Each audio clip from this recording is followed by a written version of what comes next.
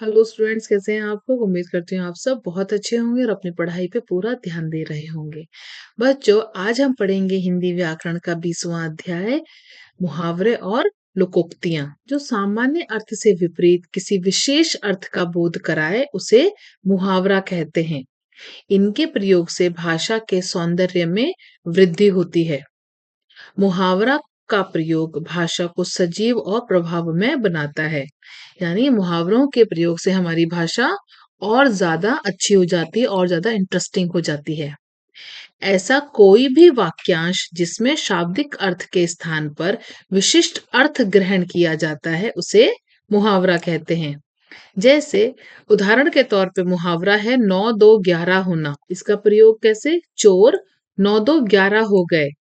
इसका अर्थ यह नहीं कि चोरों ने कोई जोड़ किया है, जबकि इसका अर्थ है कि वे भाग गए। इसका अर्थ होता है भाग जाना। मुहावरे को वाक्य में प्रयोग करते समय यह ध्यान रखना चाहिए कि वह वाक्य का अंग बन जाए। कुछ मुहावरे और उनका वाक्य में प्रयोग देखते हैं। चलिए पढ़ें। पहला है अंगूठा दिखाना। इसका अर्थ होता है स्पष्ट इनकार कर देना, यानी क्लियरली नो बोल देना। पहले तो रागिनी ने सहायता का वचन दिया, मगर वक्त आने पर अंगूठा दिखा दिया। यानी पहले तो उसने प्रॉमिस किया और बाद में मना कर दिया। अंगारे उगलना, क्रोध में कठोर वचन बोलना। अपमानजनक शब्दों को सुनकर प्रियवत अंगारे उगलने लगा, यानी गुस्से में उल्टे सीधे शब्द बोलने लगा, हार्ड वर्ड्स बोलने लगा। तीसरा है अंग अंग मुस्कुराना। अब इसका अर्थ ये नहीं है कि आपके बॉडी पार्ट्स मुस्कुराने लगे हैं। इसका अर्थ है कि आप बहुत प्रसन्न हैं, या जिसके बारे में बात हो रही है वह बहुत प्रसन्न है। खुशी का समाचार सुनकर प्रभात का अंग अंग मुस्कुरा उठा। अक्ल पर पत्थर पड़ना, अर्थात बुद्धि नष्ट होना। बुरी संगति में बैठने के कारण मीनाक्षी की अक्ल पर पत्थर पड़ गए हैं।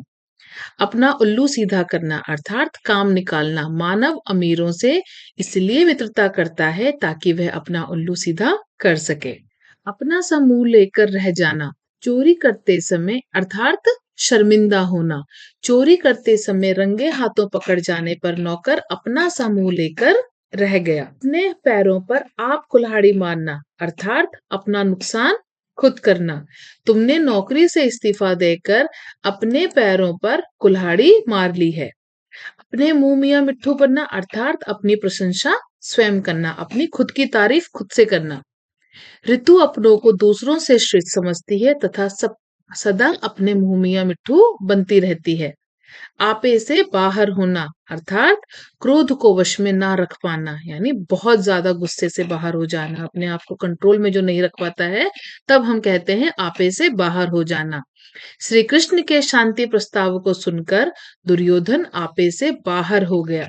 आकाश पाताल एक कर देना, अर्थात अत्यधिक प्रयत्न करना।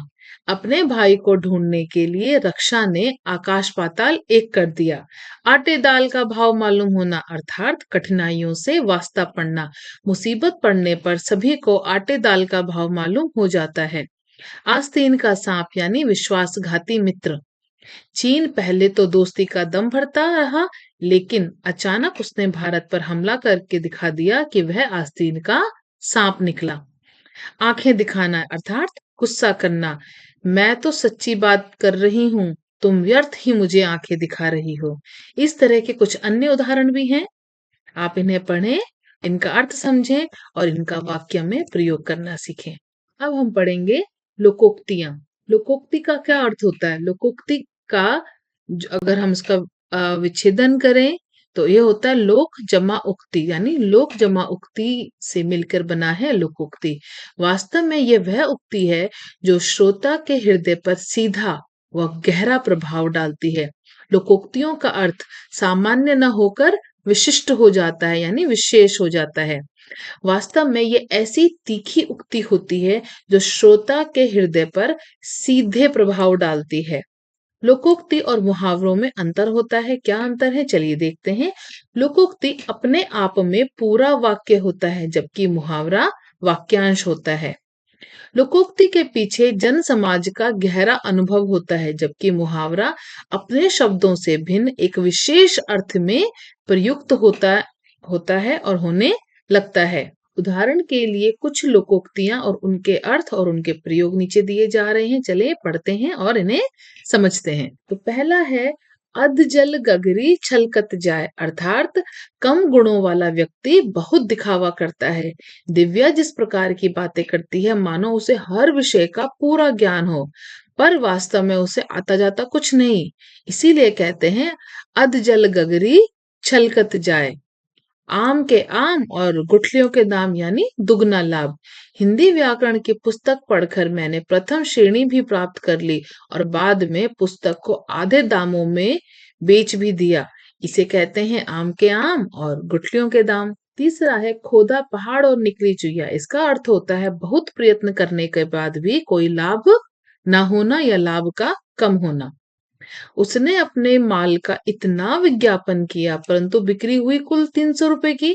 ये तो वही बात हो गई, वहां खोदा पहाड़ और निकली चूहिया।